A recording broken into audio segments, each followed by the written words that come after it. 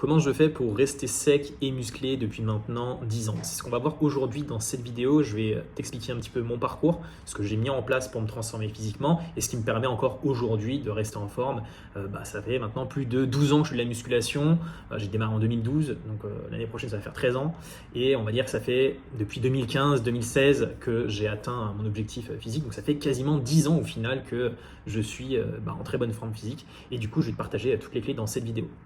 Donc déjà, la première des choses qu'il faut avoir en tête, c'est que quand j'ai démarré la muscu, j'avais un profil plutôt skinny fat, c'est-à-dire que j'étais plutôt fin sur l'ensemble du corps et j'avais un peu de gras au niveau du ventre.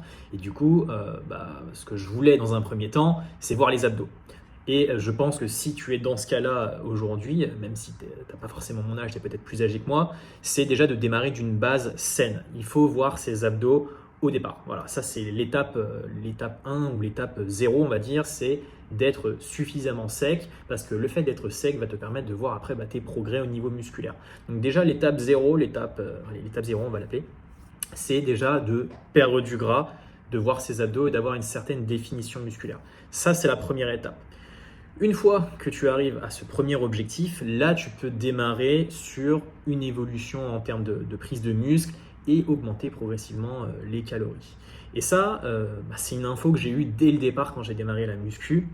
Donc, je me renseignais sur YouTube avec du contenu anglophone et j'ai directement compris que déjà le fait d'être gras, c'était pas forcément ce qu'il y avait d'optimal. Et puis même, j'avais pas envie d'être de nouveau gros, j'ai jamais été gros, mais d'avoir du gras au niveau du ventre. Je voulais surtout pas ça parce que mon objectif, c'était d'être sec, d'avoir un physique plus esthétique, athlétique, comme les acteurs dans les films d'action. Donc vraiment avoir un corps esthétique, athlétique.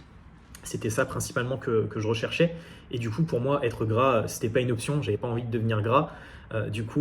J'ai toujours cherché à gagner du muscle, mais sans trop augmenter mon poids parce que je voulais toujours avoir les abdos visibles. Et cet état d'esprit, je l'ai toujours aujourd'hui. C'est pour ça que j'ai jamais été très gras. J'ai toujours vu mes abdos et ça depuis maintenant 10 ans. Et je vais t'expliquer un petit peu mon cheminement. Donc en gros, l'idée c'est vraiment, une fois que tu as ton étape, on va dire 0, d'augmenter progressivement tes calories, ton volume d'entraînement, tes charges quand tu t'entraînes, le nombre de séries que tu vas faire. Et là, ça va te permettre de pouvoir progresser gentiment sur ta prise de muscle. Et ce qu'il faut savoir aussi, c'est que la prise de muscle, c'est ce qui prend le plus de temps. C'est super long de prendre du muscle, donc ça ne sert à rien de vouloir se dépêcher et de se gaver. Ça, c'est vraiment une idée à avoir vraiment en tête. Ça ne sert à rien de partir sur des 3, 4, 5 000 calories. Si tu n'as pas beaucoup de masse musculaire, tu vas juste devenir gros. Donc, ne fais surtout pas ça. Donc ça, c'est très important de le savoir. Ensuite, pour pouvoir rester sec et justement continuer à progresser sur la prise de muscle, il faut être actif un maximum au quotidien.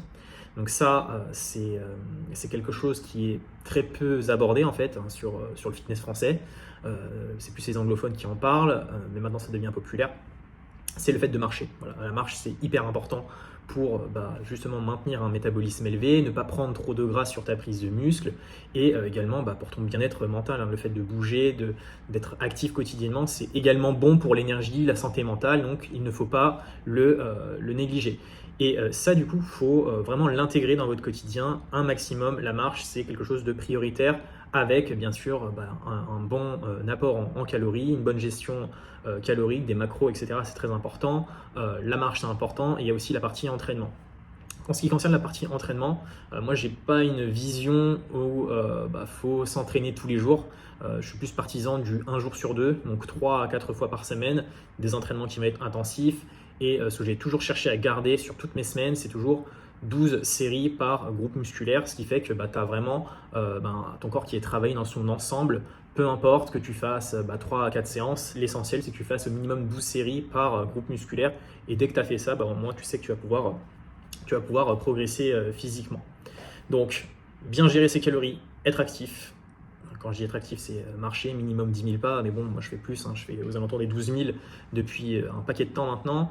Et en ce qui concerne la musculation, 3 à 4 fois par semaine, mais encore une fois, l'idée c'est d'avoir 12 séries par groupe musculaire sur ta semaine. Et à partir du moment où tu respectes ça, ton apport calorique, ton volume d'entraînement et tes pas, en fait, tu vas arriver à ton objectif et tu vas pouvoir le maintenir. En fait, c'est obligatoire que ça arrive parce que tu respectes bien justement ces 3 cases. Donc, il y a 3 cases à cocher, l'apport calorique, la partie nutrition, donc qui doit être maîtrisée au niveau des macros, protéines, glucides, lipides, et ton quota de pas et ton quota d'entraînement, de volume d'entraînement. Si tu respectes ça, en fait, tu vas être sec et musclé et tu vas le rester en fait, parce que c'est un process qui est hyper simple. Il y a trois choses à faire.